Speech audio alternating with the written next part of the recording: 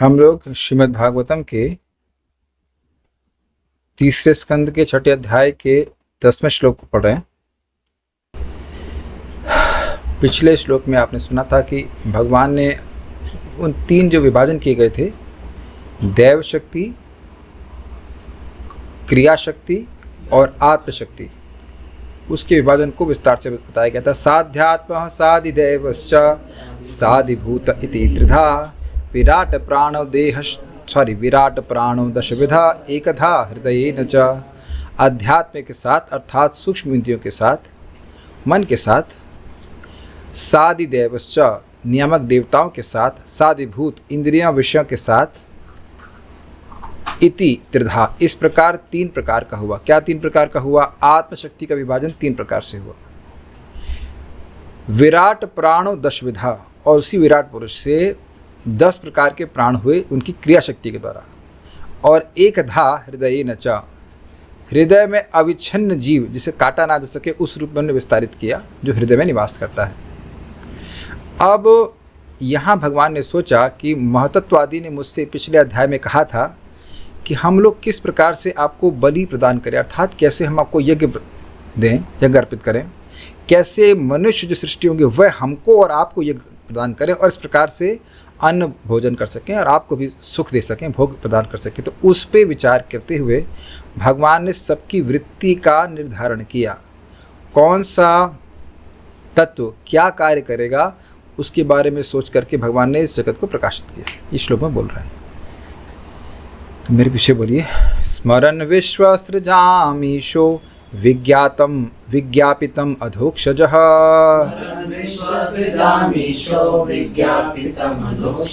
विराजम तपस्वेना तेजसैषां विवृत्तये।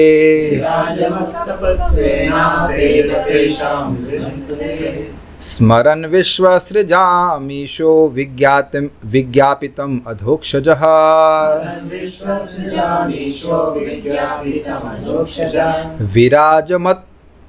विराजमतपत्स्वेना तेजसैषां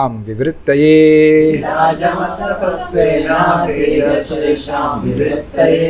स्मरन् विश्वसृजामीशो विज्ञापितमधोक्षजः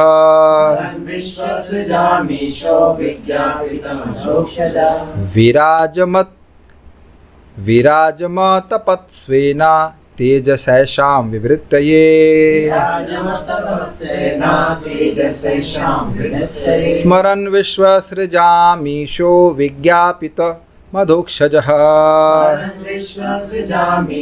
विज्ञापितमधोक्षजः विराजमत्तपत्स्वेना तेजसैषां विवृत्तये। स्मरन् विश्वसृजामीशो विज्ञापितमधोक्षजः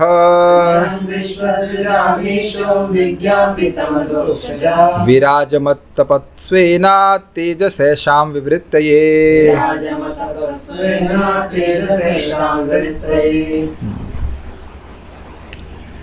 परम प्रभु इस विराट जगत की रचना का कार्यभार संभालने वाले समस्त देवताओं के परमात्मा हैं।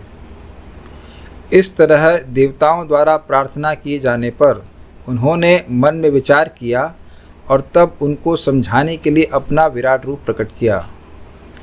तो प्रार्थना कब करी देवताओं ने? इस अध्याय में कब प्रार्थना करी?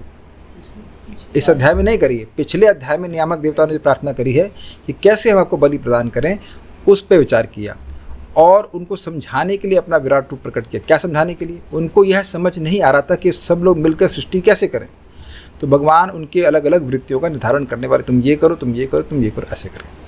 तो करने के लिए विचार किया कि कौन से तत्व की क्या, कौन से देवता का क्या रोल रहेगा, वह विचार करें। जैसे यहाँ पे आप देखते हैं कि सरकार बनती है तो कैबिनेट मिनिस्टर बोलते हैं क्या, तो कैबिनेट तो तुम होम मंत्री हो जाओ, तुम ये हो जाओ, तुम वो हो जाओ, तो तुम्हारा ये पोर्टफोलियो, तुम्हें ये कार्य करना है। इस पे भगवान ने विचार किया कि कौन से तत्व को क्या कार्य करना है, कौन से तत्व, मेरा मतलब है कौन से देवता को क्या कार्य करना है, ये सब भगवान ने विचार किया।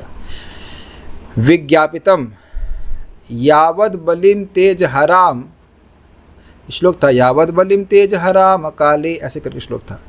इत्यादि पूर्वाध्याय के 39वें श्लोक में उक्त यानी कहे गए स्तुतियों का स्मरण यानी चिंतन करते हुए। तो ये देखिए इस तरह से क्यों कहा गया, विज्ञापितम, जिस चीज़ को उन्हें विज्ञापित किया गया था उसका स्मरण करके। तो इस तरह लंबा बताने का जरूरत है कि क्या स्मरण करके। तो जो देवताओं ने 39वें श्लोक में बोला था कि हमें आप बताइए कि किस प्रकार से हम आपको यज्ञ समर्पण कर सकें, कैसे आपको गजब हैरान हूँ भगवान, तुम्हें कैसे रिझाऊँ मैं, हम समझ नहीं पा रहे कि वो रिझाएँ कैसे, तो कैसे रिझाएँ ये आप हमको बता दीजिए। तो उसी का स्मरण करते हुए, उसका चिंतन करते हुए ईशः परमेश्वर ने, कैसे परमेश्वर, अधोक्षज अतीन्द्रिय भगवान ने, बड़ा सुंदर बात है, वह भगवान जो इंद्रियों के परे, उन्होंने सोचा स्वेन तेजसा, अपनी चित्त शक्ति द्वारा, चित्त मतलब होता है आध्यात्मिक अंतरंग शक्ति के द्वारा। देखिए जब अधोक्षज शब्द कह दिया तो उसे समझ में आना चाहिए कि वह व्यक्ति भौतिक शक्ति से परे हैं, इसलिए इनकी जो भी शक्ति है वो आध्यात्मिक शक्ति है। तो स्वेना तेजा, तेजसा मतलब होता है अपनी शक्ति, शक्ति और तेज प्रभाव, और स्वेना का मतलब है खुद के तेज से, किसी और के तेज से नहीं।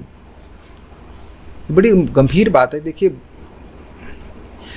हम लोग बहुत बार दूसरों की कही हुई बात को सुन करके सोचते हैं, सुन करके सोचते हैं, उनसे ज्ञान प्राप्त करके विचार करते हैं, है कि नहीं? भाई पापा मम्मी भी तो हमने सुन करके ही सीखा है ना, और कौन हमारे पापा हैं कौन हमारी मम्मी, ये भी हमने सुनकर सीखा है। तो अपने से क्या विचार करने का सामर्थ्य है? अगर अपने से विचार करने का सामर्थ्य होता पूरी तरह से स्वतंत्र रूप से, तो हम कभी डॉक्टर के पास नहीं जाते। Is it not? लिंक हो गया ना? आपको पता है कौन सी बीमारी है, शरीर में कहाँ दर्द हो रहा है, हाँ दर्द हो रहा है, ये तो मालूम चल गया। अब क्या इलाज है तो वह भी मालूम चल जाना चाहिए, वह नहीं मालूम चलता। अरे दूसरों के कर्तव्य की बात छोड़ दीजिए, मेरा खुद का क्या कर्तव्य है यह भी व्यक्ति को सुनना पड़ता है, तब समझ में आ जाए तो भी बहुत बड़ी बात है, तब भी तो नहीं समझ में आता, ये बहुत बड़ी बात है। स्वेन तेजसा, अपनी चित्त शक्ति के द्वारा, किसी से सहायता नहीं ले रहे, पूरी तरह स्वतंत्र है भगवान। एशाम विश्व सृजाम, इन महद आदि तत्वों की जो सृष्टि हो चुके हैं, विवृत्ते, विविध वृत्तियों की सृष्टि के लिए। विवृत्ते, वृत्ति मतलब फंक्शन, वी मतलब विविध, डिफरेंट फंक्शंस, तो यानी कि विविध वृत्तियों की सृष्टि के लिए कि ये देवता ये कार्य करेगा, ये वाला देवता ये कार्य करेगा। इस प्रकार से विराजम यानी विराट ब्रह्मांड को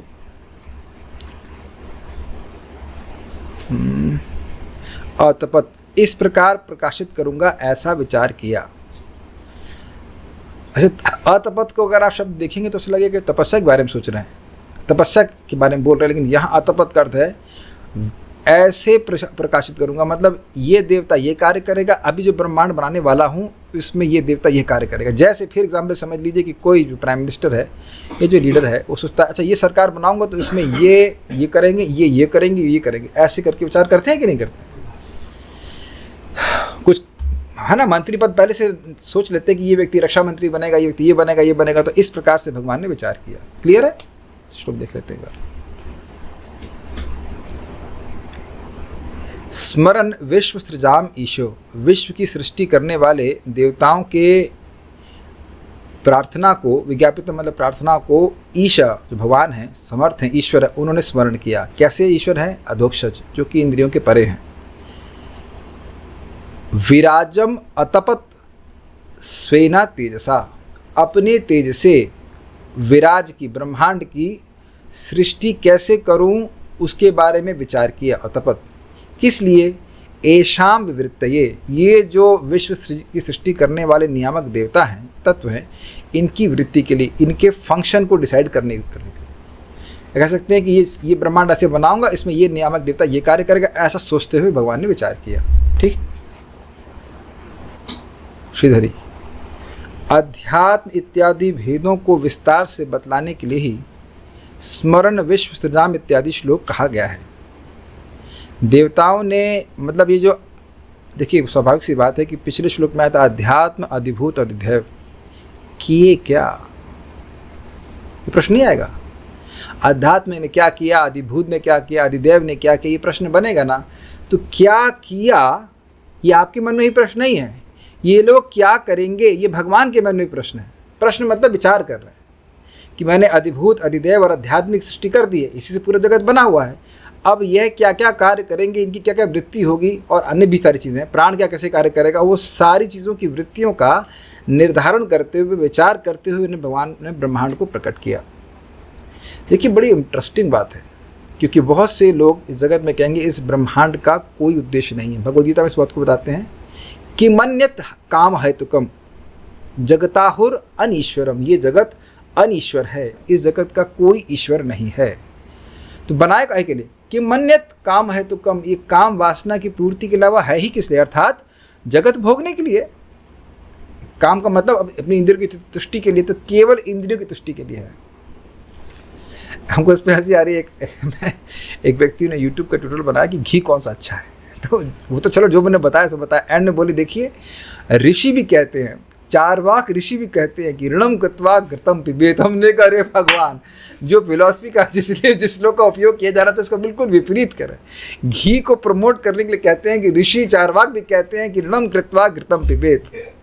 समझ रहे ना, ये भर्सना की जाती है जो इस प्रकार से बोलता है कि ऋण लेकर के भी घी पियो, मतलब भोग करो, उसको ऐसे यूज़ कर रहे हैं कि देखिए घी इतना महत्वपूर्ण है कि ऋषि भी बोल रहा है कि ऋणम कृत्वा घृतम पिबेत।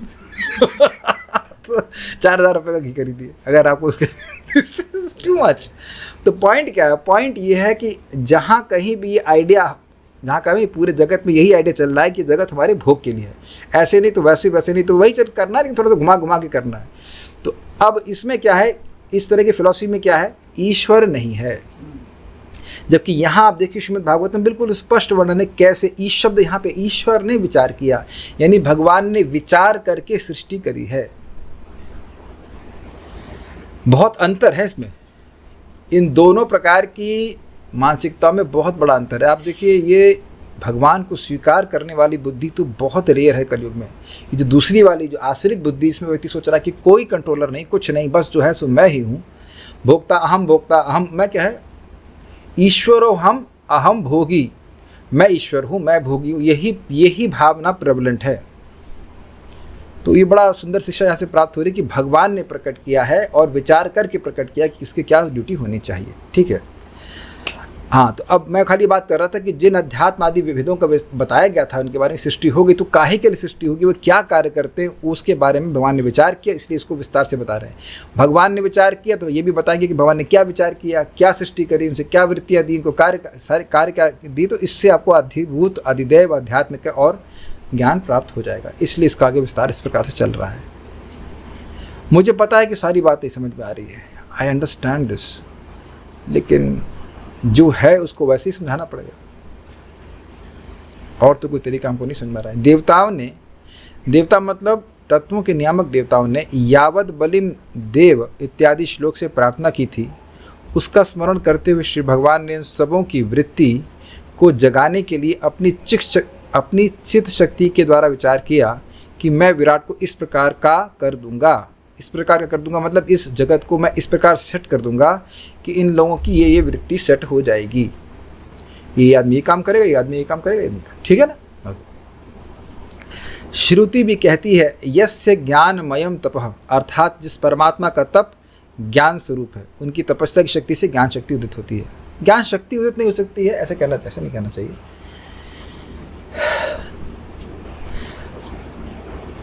इसके समझाऊं, देखिए भगवान की तपस्या क्या है ये हम लोगों ने पहले सुन चुके हैं।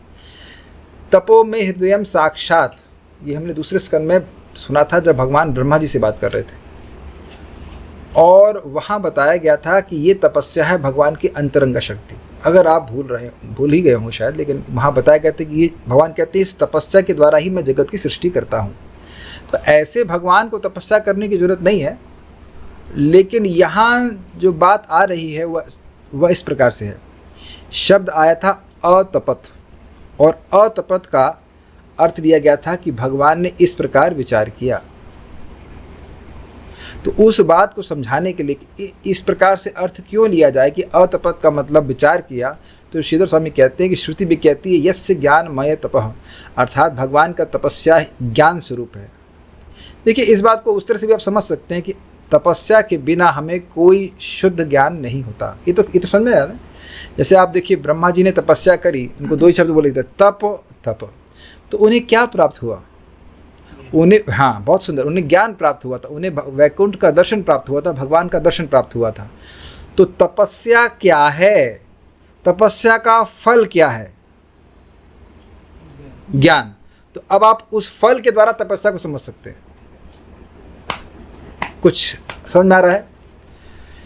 ये शब्द क्यों यहाँ पे क्यों कह रहा है? श्रुति कहती है यस्य ज्ञानमयम तपः, उनके तपस्या ज्ञान स्वरूप है, अर्थात भगवान तपस्या के बल से ज्ञानमय है। लेकिन आप ये मत सोचना चाहिए आपको कि भगवान ने कभी तपस्या करी। वो तपस्या यानी चित्त शक्ति, अंतरंग शक्ति उनके पास हमेशा है। लेकिन जब इस जगत में कोई व्यक्ति उस तपस्या को करता है, अर्थात भगवान की अंतरंग शक्ति के संपर्क में आता है, तो उसे भी ज्ञान हो जाता है। आध्यात्मिक तपस्या की हम बात कर रहे हैं, मतलब जैसे आपने सुना था ना, वाचो वेगम मनसा क्रोध वेगम, तो इन वेगों को सहन करना ये तपस्या है, भोगों का त्याग करना ये तपस्या है। तो इससे व्यक्ति को ज्ञान प्राप्त होता है। ये तो मतलब सिंपल सी बात आप समझ ही रहे हैं।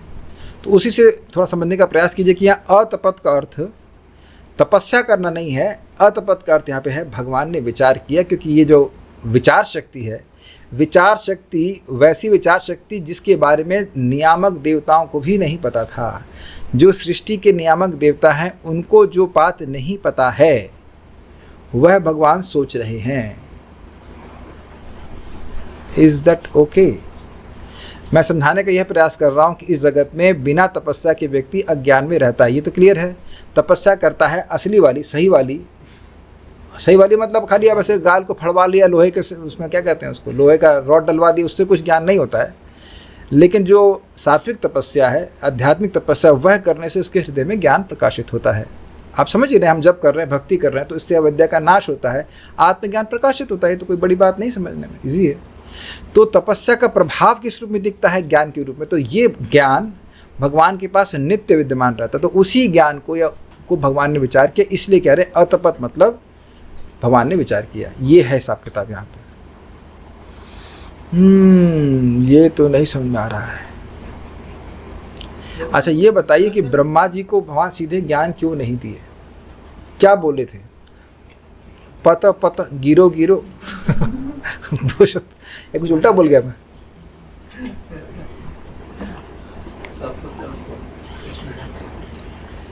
तप बोले थे। अगर आप लोग को याद हो, परम पूज्य वृंदावन चंद्र महाराज इस पे चतुश्लोकी पे क्लास दिए थे। तो एक माता जी बोले, महाराज जी समझ नहीं आ रहा है। तो महाराज बोले, तो वही तपस्या करना चाहिए ना, तपस्या करने से बात समझ में आती है। एक भक्त हमको पूछे कि प्रभु जी ये प्रधान क्या होता है? तो हम बता दी भाई गुणों की साम्यावस्था। तो वो नहीं समझ में आया, और जो उनको समझ में आया वो इस डेफिनेशन से बिल्कुल अलग था। अब उनका मजाक क्या बना जाए, वो अभी नए हैं, उन्होंने कुछ ज़्यादा सुना भी नहीं है, कुछ हरे कृष्णा भी थोड़ा कम ही किया है, एटलीस्ट तो शुरुआत कर रहे। तो अभी कैसे समझ आ जाएगा प्रधान क्या है? कुछ बातें आप देखिए कि जब तक व्यक्ति तपस्या नहीं करता उसको समझ में ही नहीं आता है। आप लोग को यह भी समझाएं कि जगत दुख का घर है, तो उनको वह नहीं समझ में आएगा। If the heart is contaminated the goal of life will also not be known. अगर आपको याद हो तो फिर एक बात आपको मैं रिमाइंड करा रहा हूँ, हरे कृष्ण मंत्र की तपस्या से क्या रियलाइजेशन होता है? मेरे एकमात्र प्रेमास्पद भगवान श्री कृष्ण है। क्या ये ज्ञान नहीं है? है ना ज्ञान? तो अगर कोई तपस्या नहीं करेगा तो वह इस ज्ञान को कभी नहीं समझ पाएगा। तो तपस्या का प्रभाव है कि व्यक्ति को ज्ञान होता है, और ये ज्ञान व्यक्ति को मतलब भगवान को हमेशा ही उनके पास रहता है, उनको कोई तपस्या करनी नहीं पड़ती है। देखिए हम फिर रिपीट कर रहे हैं, भगवान ने वहाँ पे कहा था कि तपस्या के द्वारा ही मैं सृष्टि करता हूँ। एक मिनट रुकिएगा। तो अब प्रश्न होगा कि भगवान तपस्या कब करते हैं? तो वहाँ स्पष्ट अर्थ किया गया था, तपस्या मतलब भगवान की अंतरंग शक्ति, तो उस शक्ति के द्वारा करते हैं। तो यहाँ पे भी बोले भगवान की तपस्या का क्या स्वरूप है? वो ज्ञानमय स्वरूप। भगवान का ज्ञान हमेशा बना रहता है, उस ज्ञान से भगवान ने विचार किया। जैसे यहाँ पे बोला गया चित्त शक्ति के द्वारा विचार किया। ठीक है, अब और नहीं समझ में आ रहा, तपस्या कीजिए। उन सबों को अनेक प्रकार की वृत्ति प्रदान करने के लिए परमात्मा ने उस विराट को उद्बोधित किया, मतलब प्रकट किया। उन सबों को मतलब सभी नियामक देवताओं को, सारे कैबिनेट मिनिस्टर्स को ज्ञान देने के लिए, वृत्ति का बोध कराने के लिए, भाई तुम ये करो तुम वो करो, भगवान ने विराट को प्रकट किया। जब जगत ही नहीं होगा तो कार्य क्या करेंगे? अच्छा मान लीजिए मैं बन जाऊँ प्राइम मिनिस्टर और आप सब बन जाए कैबिनेट मिनिस्टर, तो उसका मतलब क्या है? कोई अगर रूल करने के स्थान ही नहीं है, अधिकार क्षेत्र ही नहीं, तो फिर पोर्टफोलियो का क्या मतलब हुआ? जैसे एक भक्त है, वो आचार्य में काम करते हैं, तो हमें आपके अंडर में कितने लोग काम करते हैं? 3। अब मान लो कोई आपके अंडर में है ही नहीं, तो काहे के आचार्य? ह्यूमन रोज है ना, क्या ह्यूमन रिसोर्स मैनेजमेंट होता है। तो जब कोई है ही नहीं अंडर में तो फिर कैसे काम बनेगा? तो किसका अपने ही मैनेजमेंट कर रहे हो और तो किसी को नहीं कर रहे हैं ना। तो पॉइंट ये है कि जब जगत की सृष्टि होगी ही नहीं तो फिर देवताओं की सेवा होगी क्या? सिंपल ना। क्या करते हैं आप? टीचर हैं, कितने स्टूडेंट हैं? एक भी नहीं है। तो जब कोई स्टूडेंट ही नहीं है तो टीचर कैसे बन गए? नाम के टीचर ना, है ना। कोई भक्त को दिख रहा है तो वो ट्यूशन पढ़ाते, तो कम से कम एक स्टूडेंट तो होना चाहिए ना। एक भी स्टूडेंट ना हो तो ट्यूशन किसको पढ़ाते हैं? खुद को। तो इसीलिए भगवान ने इनकी वृत्तियों का निर्धारण करने के चाहिए, ये काम करेगा वो काम करेगा, विराट को प्रकाशित कर दिया। ये बात है। ओके, सारार्थ दर्शनी। श्री भगवान का अंतर्यामी के रूप में प्रविष्ट होकर तीन मतलब अध्यात्म, अधिभूत, अधिदेव, 10 मतलब 10 प्रकार के प्राण एवं एक शक्तियों को, एक शक्ति मतलब जीवात्मा को प्रकट करने का क्या उद्देश्य था? भगवान को याद होगा कि भगवान काली शक्ति को पहले प्रवेश कराते हैं, फिर खुद प्रवेश करते हैं, फिर उस प्रकार से विराट को 3 भागों में डिवाइड कर देते हैं। तो कहते हैं कि भगवान ने यावद बलिम तेज हराम काले, श्रीमद् भागवतम 3.5.49 आदि तत्वों द्वारा अर्पित स्तुतियों का स्मरण किया। स्वेन तेजसा अर्थात अपनी चिष्ट शक्ति द्वारा यानी अंतरंग शक्ति द्वारा उन्होंने इस विराट रूप को अतपत अर्थात प्रकाशित किया ताकि तत्व अपने कार्य कर सकें। विवृत्य तथा इस संबंध में श्रुति कहती है चक्षुष चक्षुर उत श्रोत्रस्य श्रोत्रम, मैं नेत्र तथा कर्म शक्ति हूँ केन उपनिषद। ये कुछ समझ में नहीं आ रहा कि यह क्यों कोट किए, आई हैव नो आइडिया। इसका अर्थ है कि कार्य शक्ति अर्थात परिणाम उत्पन्न करने शक्ति कार्य के रूप में प्रकट होती है। ये हमको नहीं समझ में आया कि ये श्लोक क्यों कोट किया है। We move forward. तात्पर्य, निर्विशेषवादी लोग भगवान के विराट रूप के प्रति विभ्रमित रहते हैं। वे सोचते हैं कि इस विराट अभिव्यक्ति के पीछे कल्पना का हाथ है, किंतु बुद्धिमान व्यक्ति कारण के महत्व का अनुमान परिणामों के चमत्कारों को देखकर लगा सकते हैं। उदाहरणार्थ, माता के गर्भ में मनुष्य शरीर का विकास स्वतंत्र रूप से नहीं होता, अपितु इसलिए होता है कि शरीर के भीतर जीव या आत्मा है। जीवात्मा के बिना कोई भी भौतिक शरीर स्वयमेव न तो आकार ग्रहण कर सकता है न विकास कर सकता है। जब कोई भौतिक वस्तु विकास प्रदर्शित करती है तो यह समझना चाहिए कि इस अभिव्यक्ति के भीतर आध्यात्मिक आत्मा विद्यमान है। यह विराट ब्रह्मांड धीरे धीरे विकसित हुआ है, जिस तरह किसी शिशु का शरीर विकसित करता है। अतएव यह धारणा कि ब्रह्मांड के भीतर ब्रह्म प्रवेश करता है तर्क संगत है। थोड़ा समझने का प्रयास कीजिए प्रभुपाद कहते क्या है। देखिए, प्रभुपाद जी समझाते हैं अन्यत्र कि कोई भौतिक वस्तु है, कोई भी वस्तु हो चाहे कितने परिमाण की भी हो, बड़ी से बड़ी, वह हिलने वाली ही नहीं। अगर क्यों नहीं हिलने वाली? क्योंकि वह जड़ है।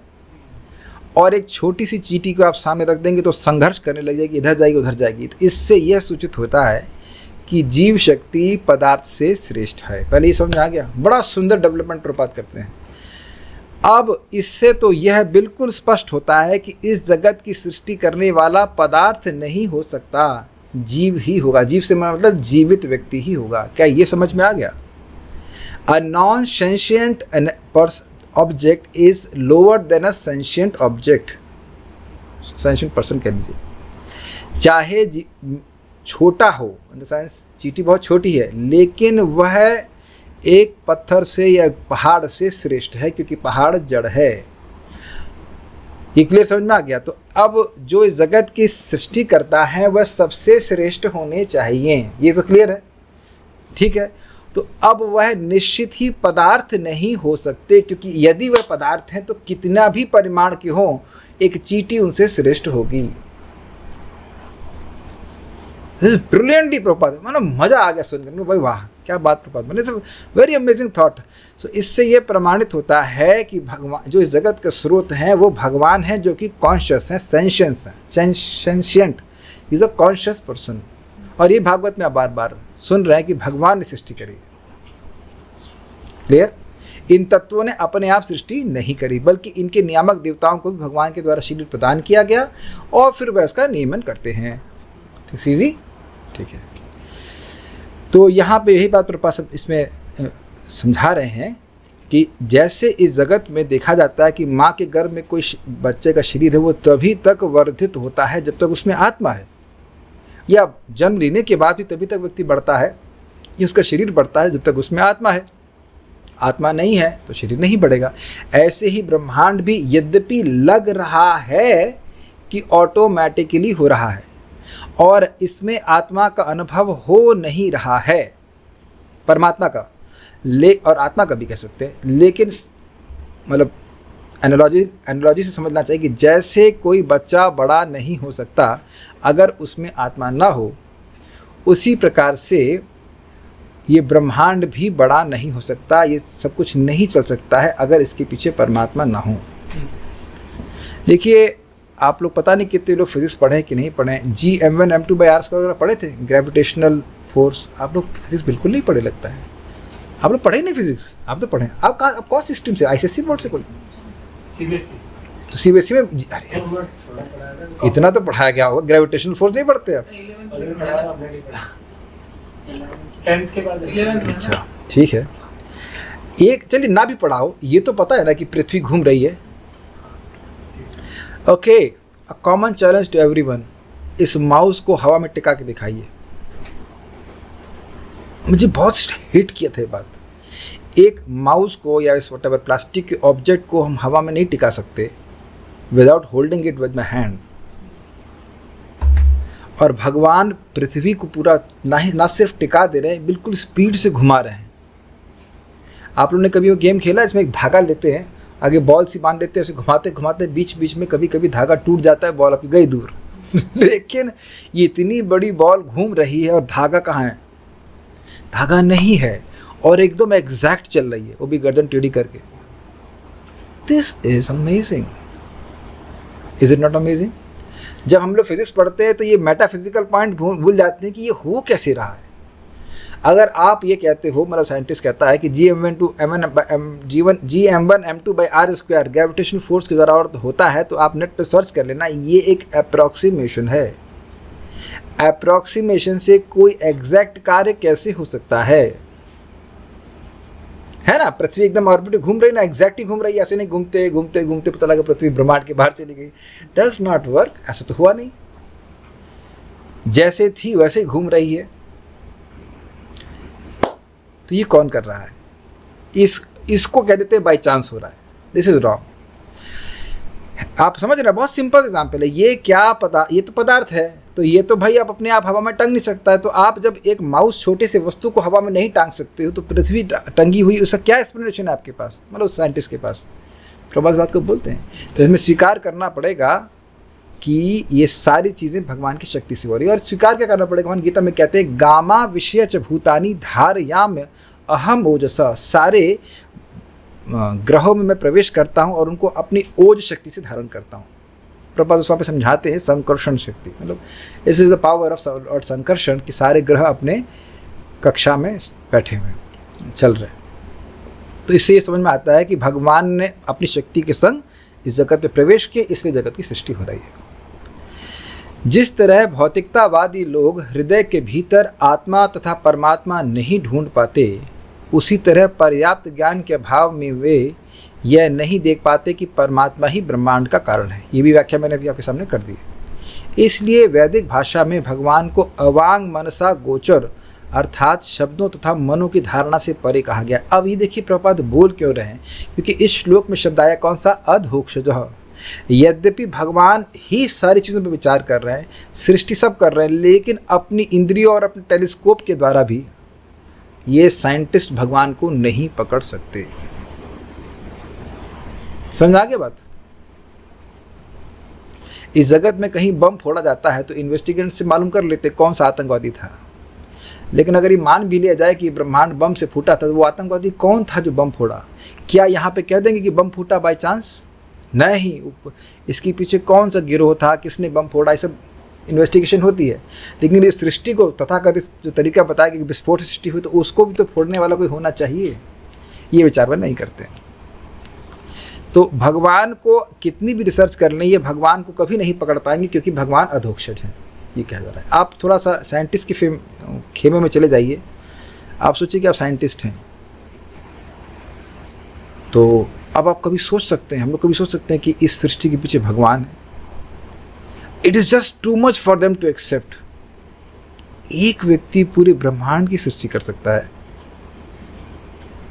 आप बताइए, आप साइंटिस्ट होते तो क्या कभी सोचते?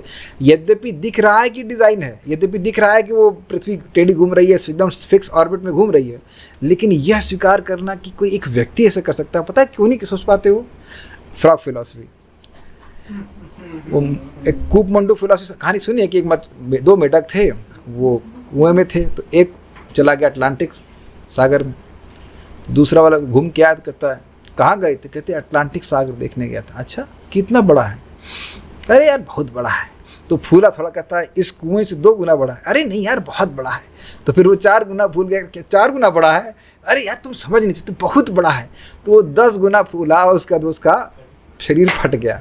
तो यही प्रभुपाद कहते हैं कि लोग सोच रहे हैं कि भगवान हमारे जैसे व्यक्ति हैं ना, he does not have any of our limitations. तो यह हमको शास्त्र से स्वीकार करना पड़ेगा, और नहीं तो हमारे पास कोई ऑप्शन नहीं है। और नहीं तो हम ऑप्शन ये कि हम झूठ बोलते रहें, मतलब साइंटिस्ट बन गए, दिख रहा है कि सब कुछ डिज़ाइन से बनाया गया है, फिर बोलेंगे ना सब बाई चांस हो गया। ये है झूठ, और झूठ को छुपाने के लिए ज़्यादा किताब लिखनी पड़ती हैं। झूठ को छुपाने के लिए ज़्यादा किताबें लिखनी पड़ती हैं। हम लोग के पास एक किताब भागवतम, उसको पढ़ लेंगे, हो जाएगा ज्ञान। और इनको कितने रिसर्च पेपर पढ़ने पड़ते हैं। हमें कई बार बड़ों से पूछा है कि पीएचडी में करते क्या है वो लोग? पिछली बार वाला जो गलती किया उसको पकड़ते हैं। तो अब बताइए कि हम लोग ऐसा कभी करेंगे? हम लोग तो अपनी गलती को पकड़ते हैं कि हम लोग भागवतम को समझने में कहाँ गलत हो रहे हैं। ये तो कभी सब लोग रिसर्च करते नहीं कि श्रीधर स्वामी कहाँ गलती कर दी है, वो सही है, हम ही गलत हैं। यहाँ इस प्रकार का ज्ञान चल रहा है। If there is some misunderstanding is on our part, not on the part of the acharyas. थोड़ा प्रोसीजर थोड़ा अलग प्रकार का है। कहाँ से मिल रहे हैं? Yes, I'll drink from this, no problem.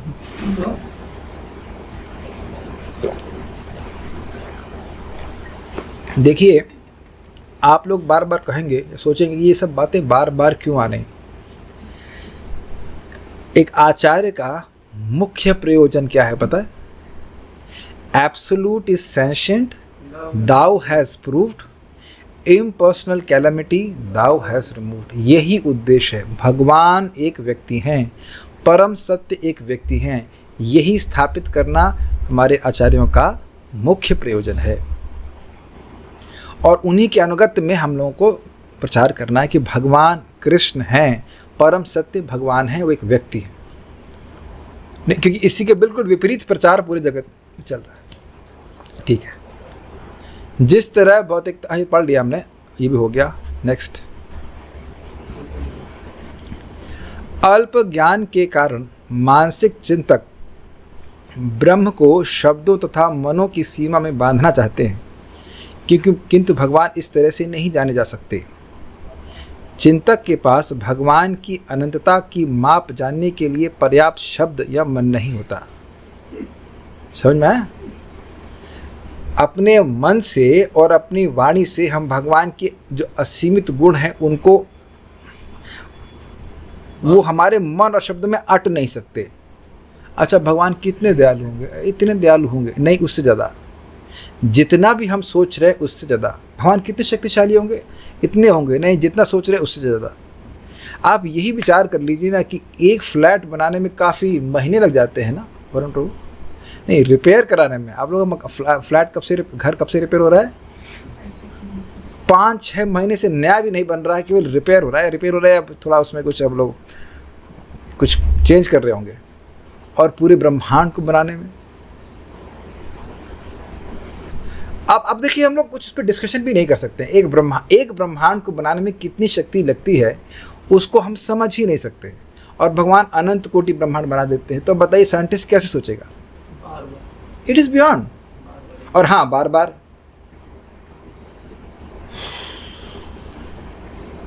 काफ़ी इंटरेस्टिंग बात है कि हम लोग अपना जो घर बनाते हैं वो बेच देते हैं, तोड़ते नहीं हैं।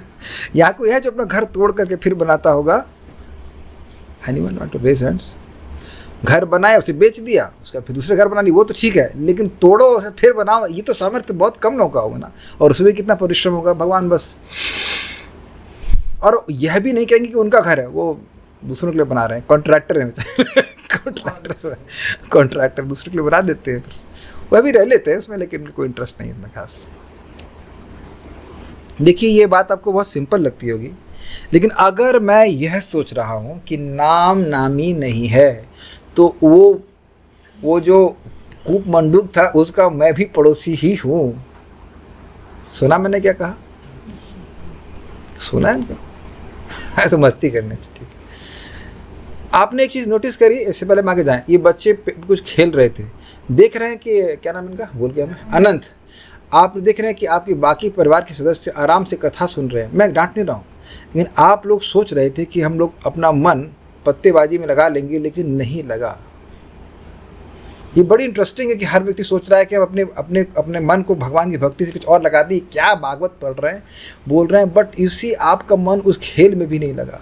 It is happening with kids, small kids, is happening with bigger kids also. अपने मन को भगवान से कहीं और लगाएंगे तो लगने वाला नहीं है ना, नहीं, हम स्वामी के पास ही लगेंगे। चलिए वापस आ जाते हैं, बात क्या कर रहे थे। अगर हम यह सोच रहे हैं कि भगवान विग्रह के रूप में हमारे सामने नहीं आ सकते, भागवत के रूप में नहीं आ सकते, प्रसाद के रूप में नहीं आ सकते, वैष्णवों के रूप में नहीं आ सकते, नाम के रूप में नहीं आ सकते, तो हम भी उसी मेढक के बगल वाले घर में रहते हैं, उसी कुएं में, कि भगवान यह नहीं कर सकते। I think this very clear. यह भगवान हमारे हृदय में नहीं रह सकते, यह भगवान मुझसे प्रेम नहीं कर सकते, मुझसे क्या को प्रेम करेंगे, मैं तो बहुत गलतियां कर रहा हूँ। So as soon as you say कि भगवान यह नहीं कर सकते, तो इसका मतलब हम वही कूप मंडूक हो गए। ये इतना तो कर सकते, इससे और अधिक नहीं कर सकते। He can do anything. Okay, भगवान अधोक्षज कहलाते हैं, जिसका अर्थ है ऐसा पुरुष जो हमारी इंद्रियों की कुंद सीमित शक्ति की अनुभूति से परे है। कोई व्यक्ति मानसिक चिंतन द्वारा भगवान के दिव्य नाम या रूप को नहीं देख सकता। इसका मतलब क्या समझ में आया? ऐसे कोई व्यक्ति सोचता रहे अच्छा भगवान का यह नाम होगा, तो वह नाम दे ही नहीं पाएगा। भारत में बड़ा सिंपल टेस्ट है, लोगों को पूछो भगवान कौन है, वही परमात्मा, परमेश्वर, परमपिता, बट दे कैन नॉट से कृष्णा। आज एक भक्त प्रवचन कर रहे थे इस्कॉन मंदिर में, बहुत अच्छा प्रवचन कर रहे थे, और हाँ नाम भूल गया, ध्यान से नाम, इंग्लिश में क्लास दिए थे, बड़ा अच्छा नाम था उनका। तो अब जो भी हो, वह बार बार कृष्णा कृष्णा कृष्णा उनके मुख से निकल रहा था, हमको बहुत अच्छा लग रहा था। Krishna did this, Krishna did this, हाँ चक्रवर्ती प्रभु, बड़ा अच्छा बोल रहे थे। तो कृष्णा कृष्णा कृष्णा कृष्णा, तो देखो प्रभु भक्त लोग कितने उनको आसक्ति है भगवान से, कि केवल भगवान ही नहीं बोलते हैं, परमात्मा नहीं बोलते, परमपिता नहीं बोलते, कृष्णा कृष्णा कृष्णा, बिकॉज वो जानते हैं भगवान का नाम है कृष्णा। आपको सामान्य सी बात लगती है, लेकिन ये सामान्य नहीं है। आप बोलो भगवान करें, न्यूज़ रिपोर्टर पूछिए आप इंटरव्यू, भगवान कौन है, जिसको मानो वही भगवान है। सबसे पहले तो भारतीयों का ज्ञान यही प्रकट होता है, जिसको मानो वही भगवान है। This is wrong.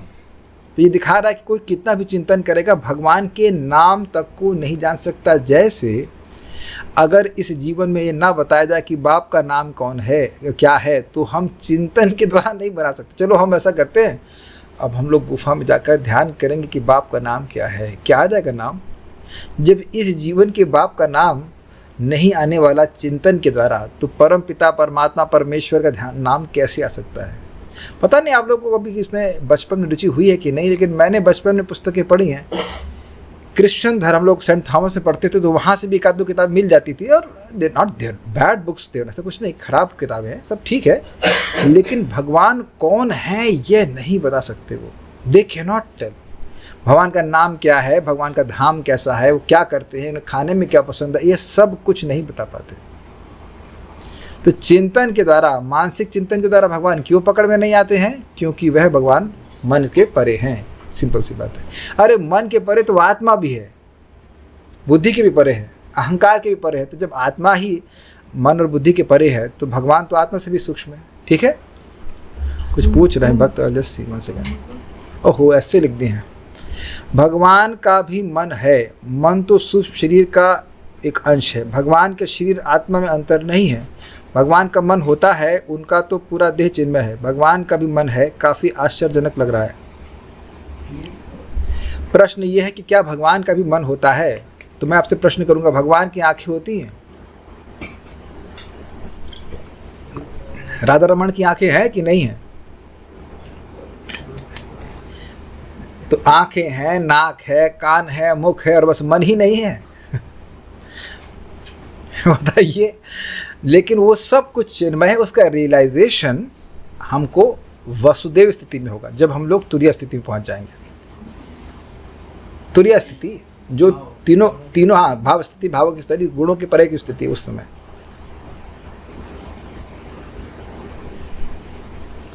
भक्त मेरे मन में रहते हैं, मैं भक्तों के मन में रहता हूँ। क्या श्लोक है? साधु हृदयम मह्यम साधु नाम हृदयम तो हम, ऐसे करके साधु लोग मेरे हृदय में रहते हैं और मैं साधुओं के हृदय में रहता हूँ। मद अन्य तेन जानन्ति नाहम तेभ्यो मनागपि, वह मेरे अलावा कुछ नहीं जानते और मैं भी उनके अलावा कुछ नहीं जानता। तो भगवान का हृदय है, जैसे भगवान ने बोला था तपसा में हृदय साक्षात, तपस्या साक्षात मेरा हृदय है। तो भगवान विचार करते हैं। जिसके पास ज्ञान शक्ति है उसके पास विचार शक्ति नहीं होगी, लेकिन भेद नहीं होता। जैसे भगवान में देह और देही का भेद नहीं है, ऐसे भगवान में का मन अलग हो उनसे, ऐसा नहीं है।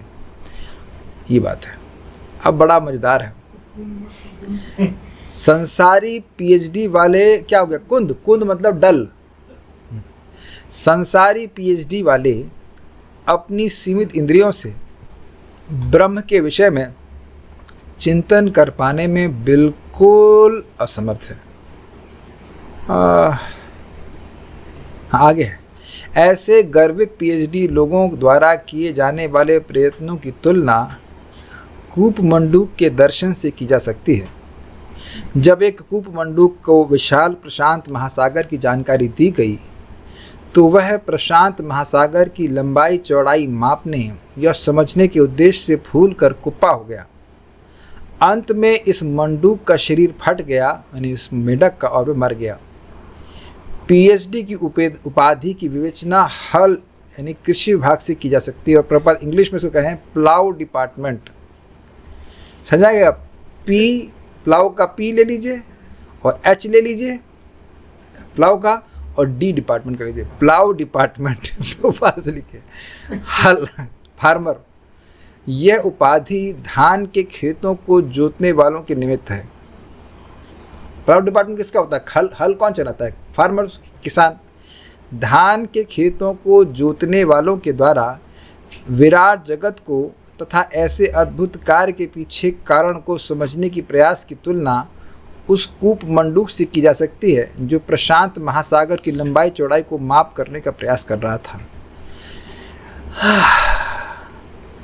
अब ये कुछ बात समझ में आ रही है कि प्लाउ डिपार्टमेंट क्यों बोल रहे हैं। हमको जो बात समझ में आ रही है वो ये है कि भाई जैसे किसान है वो खूब मेहनत कर रहा है, तो ये लोग मेहनत तो बहुत कर रहे हैं, खूब खोद रहे हैं, खूब अपने मानसिक चिंतन की भूमि में खूब क्या कहते हैं वो, प्लाव चला रहे हैं, लेकिन इससे वह भगवान को समझ जाएंगे ऐसा नहीं होगा। उनको कोई फल नहीं, उनकी फसल नहीं आने वाली है ना।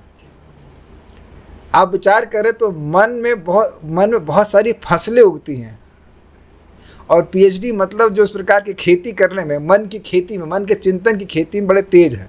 हम तो इसी से ये समझ रहे हैं। भाई पीएचडी का मतलब क्या है? पीएचडी वाले मतलब नहीं, पीएचडी करते क्या है? पीएचडी वाला कोई पीएचडी तो नहीं भाई, यहाँ पे थोड़ा निंदा कर लेंगे हम, कोई नहीं है पीएचडी है तो ठीक है, आपको जो यूट्यूब पे सुनेगा तो उससे कोई दिक्कत नहीं, लेकिन जो यहाँ कोई पीएचडी वाला नहीं। तो पीएचडी करने वाले करते क्या है? आज प्रवान कृष्ण टू नहीं आया, ठीक है, वो पीएचडी के थे, ठीक। तो पीएचडी करने वाले यह करते हैं कि पिछले वाले ने गलती क्या करी, तो अब वह उधर अपनी फसल उगा रहे हैं नई, कि इसमें क्या हुआ, इसमें मंथन चल रहा, तो मंथन से कुछ नया प्रोडक्ट निकलेगा, कुछ नई बात निकलेगी। तो पीएचडी वाले जनरली कुछ नया करते हैं। भाई हमने अपना दिमाग पीएचडी के द्वारा नहीं खराब किया, तो जिस सही दिमाग से जो हम समझ पा रहे हैं वो हम बता रहे हैं आपको। बाकी it has not much use. हमें लोग पीएचडी लोगों से कुछ होता नहीं। जनरली लोग ऐसा करके अहंकार से अभिभूत हो जाते हैं कि भाई हम तो पीएचडी किए, हम तो जानते हैं। ये एक और प्रॉब्लम हो जाती है। अरे तुम क्या सबके, जैसा अगर जो पीएचडी करने वाला उससे पूछो टमाटो सॉस कैसे बनाते हैं, बताओ टमाटो सॉस, तुम पीएचडी किए हो ना, बताओ टमाटो सॉस कैसे बनाते हैं, तो क्या सुनना पड़ेगा। तो तुम पीएचडी करके यह ना जान सके कि टमाटो सॉस कैसे बनता है, और अब तुम ये जानते हो कि भगवान पूरे जगत सृष्टि कैसे कर ली है। समझ आ गया ना। सो दिस इज एक उपाधि है और उसमें लोग मानसिक फसल काटने का, उगाने का अभ्यास कर लेते हैं, doing so many juggleries of the world. भगवान केवल उसी व्यक्ति के समक्ष प्रकट होते हैं जो विनयशील होता है और उनकी दिव्य प्रेम भक्ति में लगा रहता है। बड़ी इंटरेस्टिंग बात है। देखिए, 2 क्वालिफिकेशन बताई गई हैं। केवल विनयशीलता ही नहीं चलेगी, हाँ मैं बहुत जब करेंगे ना, जब भी नहीं कर सकता, मैं बहुत पतित हूँ, तो यह नहीं है विनयशीलता। विनयशीलता का मतलब है कि भगवान मेरी इंद्रियों के परे हैं, लेकिन मेरी इंद्रियां भगवान के परे नहीं हैं। भगवान अगर मुझसे प्रसन्न होंगे तो आत्मयोगात, गीता में पढ़ रहे थे ना, अपनी योग शक्ति से अपने आप को मेरे इंद्रियों में प्रकाशित कर देंगे। मैं अपनी इंद्रियों से भगवान को नहीं पकड़ सकता हूँ, लेकिन भगवान तो बंधन में नहीं है ना, भगवान मेरी इंद्रियों को पकड़ सकते हैं।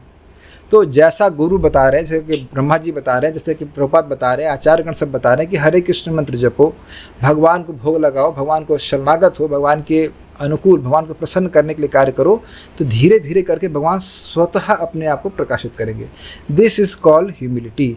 जैसे आप डॉक्टर के पास जाते हो तो एक सहज नम्रता होती कि मैं बीमार हूँ और इस बीमारी का इलाज मैं स्वयं नहीं जानता। अगर मैं स्वयं जानता हूँ तो मैं डॉक्टर के पास नहीं जाऊँगा। Very simple point. डॉक्टर साहब आप जो दवा बताओगे वह मैं करूँगा। डू यू अग्री कि इस प्रकार की विनयशीलता होनी चाहिए डॉक्टर के पास जाने के लिए? और डॉक्टर के पास जाके कहो कि कितने नंबर आए थे आपके MBBS में? मेरे ज़्यादा नंबर आए थे, मेरा ये हूँ, मैं वो हूँ। तो फिर डॉक्टर क्या कहते, तो हमें ये सब बताने तुम काहे को आए? आप ये स्वीकार करेंगे कि डॉक्टर है, उसके पास अलग अलग डिग्री वाले लोग आते हैं। कोई MA किया होगा संस्कृत में, कोई म्यूज़िक में, कोई इसमें, कोई उसमें, लेकिन वो अपनी डिग्रियां नहीं बांटते हैं डॉक्टर के सामने। खाली यही बोलते हैं बड़ी नम्रता से कि डॉक्टर साहब मैं बीमार हूँ, आप मेरी सहायता कीजिए। Agreed, simple. डॉक्टर कहता है आ गया ना तू मेरे तलवे के नीचे। कभी बोलता है डॉक्टर ऐसा? नहीं। वह भी बड़ी अफेक्शन के साथ अच्छे डॉक्टर बड़े प्रेम से आपका इलाज करते हैं। सिंपल सी बातें हैं। तो अगर सिंपल सी बात स्वीकार करें कि भाई हम अपनी योग्यताओं से भगवान को नहीं समझ सकते हैं, जैसा शास्त्र बता रहा है, गुरु बता रहे हैं, वो स्वीकार कर लेते हैं और उसके अनुसार भजन करना शुरू करते हैं, तो भगवान अपने आप को प्रकाशित करते हैं। सिंपल सी पॉइंट। विश्व के कार्य व्यापार के तत्वों तथा अवयवों का नियंत्रण करने वाले देवताओं ने पथ प्रदर्शन के लिए भगवान से प्रार्थना की, अतः उन्होंने अपना विराट रूप प्रकट किया, जैसा कि उन्होंने अर्जुन के अनुरोध पर किया था। देखिए समानता क्या है? समानता ये है कि अर्जुन ने विराट रूप देखना चाहा था और भगवान ने अपना विराट या विश्व रूप प्रकाशित किया था। लेकिन यहाँ पे अनुरोध देवताओं का अलग है। देवता भगवान के केवल विश्व रूप नहीं देखना चाहते, वह चाहते हैं कि उनकी वृत्ति का निर्धारण हो कि वह कैसे भगवान को प्रसन्न करने वाले कार्य करें। ध्यान दीजिएगा इस बात पे। तो केवल साम्यता अगर है तो केवल अनुरोध की है। अर्जुन ने अनुरोध किया और यहाँ देवता भी भगवान के भक्त हैं, उन्होंने भी अनुरोध किया, लेकिन अनुरोध का उद्देश्य अलग अलग था। अर्जुन ने विराट रूप क्यों देखना चाहता? कि भगवान कृष्ण भगवान हैं और कैसे अपने एक अंश से पूरे जगत का नियमन कर रहे हैं, यह जगत में स्थापित हो जाए। क्लियर? और यहाँ पे जो देवताओं ने प्रार्थना करी है वो उसका उद्देश्य ये है कि भगवान हमें यह बताएं, हम ये समझ सकें कि हम आपकी सेवा कैसे कर सकें। I hope this is very clear. लेकिन दोनों में कॉमन पॉइंट क्या था? कि दोनों ही भगवान के भक्त हैं और भगवान से कुछ अनुरोध करना है, तो भगवान ने प्रसन्न होकर के अपने विश्व रूप की सृष्टि करी, प्रकाशित किया, और जिसमें सभी देवताओं की वृत्तियाँ निर्धारित कर दी गई थी। तो क्लियर है? कोई प्रश्न किसी का है? अवांग मनस गोचर क्या अर्थ है? अवांग, वांग मतलब वाणी, मन मतलब मन। अवांग मन गोचर का मतलब, गोचर मतलब होता है पकड़ में आना। तो भगवान वाणी से और मन के परे हैं, उसको वर्णन भगवान का नहीं कर सकते। और क्या कुछ पूछ रहे हैं? ब्रह्मा जी का जन्म, अभी ब्रह्मा जी का जन्म नहीं हुआ, जैसा यहाँ पे देखने में हो रहा है कि अभी ब्रह्मा जी का जन्म नहीं हुआ है। अभी केवल तत्व सृष्टि हुए हैं और तत्व के नियामक देवता हैं। ठीक है, आगे देखेंगे। पूछ रहे हैं जो नियामक देवता है, आपकी आवाज़ सुनाई भक्तों को नहीं पड़ेगी, मैं रिपीट करूँगा, बोलिए। नियामक देवता है, उनका भगवान जो विचार कर रहे थे, तो मतलब नियामक देवता का जो रूल्स तो फिक्स्ड है, मतलब हर ब्रह्मांड के रूल्स फिक्स है। हर बार नियामक देवताओं का रोल फिक्स्ड होता है। जीव जो उस देवता का रोल में जाएगा उसको डिफरेंट हुआ है, ऐसे ही। प्रश्न ये है कि भाई जो नियामक देवता है उसका रोल तो फिक्स होता है, और जो जीव उस रोल को निभाएंगे वह अलग अलग हो सकते हैं। विचार क्या मतलब भगवान ने विचार करते हुए मतलब कुछ समझ नहीं आता कुछ। भगवान ने विचार किया, ये समझ में नहीं आ रहा है। हाँ, क्या समझ में नहीं आ रहा है? देखिए, जब सृष्टि हुई तो नियामक देवताओं की सृष्टि भगवान ने कर दी, लेकिन उनको यह नहीं समझ में आ रहा था कि वह कार्य कैसे करें। तो उनकी वृत्तियों का निर्धारण करने के लिए भगवान ने देखा कि अच्छा, इनको ये समझ में नहीं आया कि इनकी वृत्ति क्या है, तो ये विचार करते हुए भगवान ने सृष्टि करी आगे। ऐसा नहीं भगवान सोच रहे अरे अरे यार क्या कैसे को इसे क्या करना है, पृथ्वी क्या क्या करना है, ऐसा भगवान की कन्फ्यूजन नहीं है। लेकिन विचार करके means Krishna is not conscious. Conscious means is thinking कि अच्छा इसको ये देना, इसको ये देना, ये दिक्कत आ रही सृष्टि में, अब ये करना है। देखिए, यह तो लगातार भगवान का विचार चल रहा है। भगवान ने सोचा कि अब सृष्टि हो, सृष्टि हुई, शोभ की, उसके बाद सोचा अच्छा महातत्व की सृष्टि हो जाए, अच्छा उसके बाद फिर अहंकार आ जाए। तो लगातार भगवान की अध्यक्षता में हो रहा है ना। आपने ये भी सुना था कि भगवान 1000 साल तक पड़े रहे, उसके बाद वह कुछ कर रहे हैं। तो कृष्णा इज कंट्रोलिंग दिस सृष्टि। हर क्षण वो सोच रहे हैं इतना समय वेट करना है, उसके बाद ये करना है, उसके बाद ये करना है। जैसे जगत में हम लोग देखते हैं कुकिंग करते हैं, अच्छा जीरा भुन गया, अच्छा अब ये डालते हैं, अब हींग डालते हैं, ऐसे है ना। आपको क्या समझ आएगा? तड़का मारे हो कभी? जो तड़का मारने वाले जानते हैं घी उबल गया, गर्म हुआ कि नहीं, एक जीरा डाल देते हैं उसमें, हाँ गर्म हो गया, फिर बाकी जीरा डाल देते हैं, फिर अच्छा ये भुन गया, अच्छा तो हींग डाल देते हैं। तो अब आप देख रहे हैं कि वह सब, अगर आपको कोई ना देखे तो लगेगा सब ऑटोमेटिक हो रहा है, लेकिन सब कुछ आपकी अध्यक्षता में हो रहा है। ऐसे ही भगवान ने बोला मया दक्षिण प्रकृति सूयते सचराचरम, मेरी अध्यक्षता में प्रकृति कार्य कर रही है। तो अध्यक्षता का मतलब है कि भगवान का विचार है वहाँ पे। अच्छा अब मुझे प्रवेश करना पड़ेगा, नहीं तो आप देखिए पहले भगवान ने अपनी काली शक्ति को प्रवेश कराया, उससे तत्वों को जोड़ दिया आपस में, फिर भगवान प्रवेश किए हैं। तो भगवान अपनी बुद्धि के संग प्रवेश कर रहे हैं, तभी सृष्टि हो रही है ना। इतना कॉम्प्लिकेटेड चीज़ें हैं जो हमको समझ में नहीं आ रही है, और हम सभी को, मुझको भी नहीं आ रही है। तो भगवान की बुद्धि उसमें लगे बिना कैसे सृष्टि हो सकती है? I think this is clear. तो भगवान सोच रहे हैं ऐसा, यद्यपि सबका नियमन, सबकी वृत्तियाँ फिक्स होती हैं, फिर भी जैसे फॉर एग्जाम्पल समझ लिया, हर बार जीरे का तड़का वैसे ही लगता है ना। घी डालो, जीरा डालो, हींग डालो, हर बार आपको सोचना नहीं पड़ता है। अब आप समझ ही नहीं पाओगे, कल से कुकिंग का चालू करो, समझ जाओगे। जो लोग कुकिंग करते हैं, मेरे एग्जाम्पल समझ रहे हैं कि नहीं समझ रहे हैं? ये लोग कोई नहीं करते हैं। माता जी लोग भी लग रहा है होटल से खाना बनाते हैं, ठीक है, मंगा लेते हैं, नहीं मंगाते। तो आप जानते हैं कि वही तड़का रोज लगाते हैं, घी थोड़ा गर्म हुआ, फिर जीरा, आप भी कुछ जानते नहीं है। अच्छा, लेकिन हर दिन आपको सोचना पड़ता है कि नहीं? चावल पकाएंगे तो कच्चा रहे का नहीं रहे, कितना पानी डालना है, वो काम तो एक ही रहता है। अब आज आपको मैंने आपको सेवा दिया था ना कि पराठे बनाओ, नहीं इनको तो सेवा दिया था, तो पहला पराठा जल गया, तो दूसरे पराठे में आपने विचार नहीं किए, वही काम करना था ना। और तीसरे में नहीं विचार किए, और चौथे में बाकी अच्छे बनाए आपने, तो फिर क्या बिना विचार किए पराठे बन गए? तो आप समझने का प्रयास कीजिए, जड़ पदार्थ को हमेशा निर्देशन की जरूरत होती है, और निर्देशन मीन्स व्यक्ति विचार कर रहा है। यद्यपि भगवान के लिए भार नहीं है, but Krishna is thinking. Absolute is sentient, ये ध्यान रखिएगा। भगवान एक व्यक्ति है, विचार से युक्त व्यक्ति है। तो जैसे यहाँ पे लिखा है विचार किया, तो स्वीकार कर लेना चाहिए विचार किया, ठीक है। आगे आप सुनेंगे भगवान ने मनुष्यों की सृष्टि करी तो बड़े प्रसन्न होंगे, तो कहेंगे हर बार सृष्टि करते हैं, कौन सी बड़ी बात है, आप फिर वही पहुंच जाइए। अब रोटी तो रोज ही बनाते हैं, जब रोटी फूलती है तो माता जी लोग कितने खुश होते, नहीं होते खुश? हमारे तो फूलती नहीं, लगता है हवा भरनी पड़ेगी, एक हल्की सी फूल जाती, खुश हो जाते हैं। तो वही रोटी बना रहे, लेकिन हर रोटी मान लो फूल रही तो व्यक्ति खुश हो जाता है, अपनी सृष्टि को देख के खुश होता है। तो भगवान आप देखेंगे मनुष्यों की सृष्टि करके बड़े प्रसन्न होते हैं, यद्यपि मनुष्यों की सृष्टि भगवान हर बार करते हैं। भगवान की थिंकिंग रिपीटेटिव होती है ना, बिकॉज पैटर्न तो सेम ही है। अब बताइए, अब आप मुझसे ये प्रश्न करें, भगवान एक ही प्रकार सोचते हैं, अब मैं भगवान हूँ क्या? भगवान ने सोचा, ये बताया गया। भगवान कैसे सोचते हैं, क्या सोचते हैं, भगवान जाने। Is it not? भगवान से पूछ लेना, आप एक ही बार सोचते हो क्या? बट इतना स्वीकार करने में क्या दिक्कत है? भगवान ने सोचा, अब एक उसमें और हेयर स्प्लिटिंग कर रहे हैं, एक ही ऐसी तरह सोचते हैं, वैसे सोचते हैं। क्या वो एक ही तरह से सृष्टि कर सकते हैं? क्या वो बाध्य हैं ऐसे करने? कैसे भी सृष्टि कर सकते हैं, वो डायरेक्ट सब कुछ बना सकते हैं। बट ये सृष्टि जो भगवान ने ऐसे करी, उसका वर्णन यहाँ पे हो रहा है। Okay, will stop now. Shrimad Bhagavatam की जय, श्रील प्रभुपाद की जय, निताय गौर प्रेमानंदे। हरि बोल।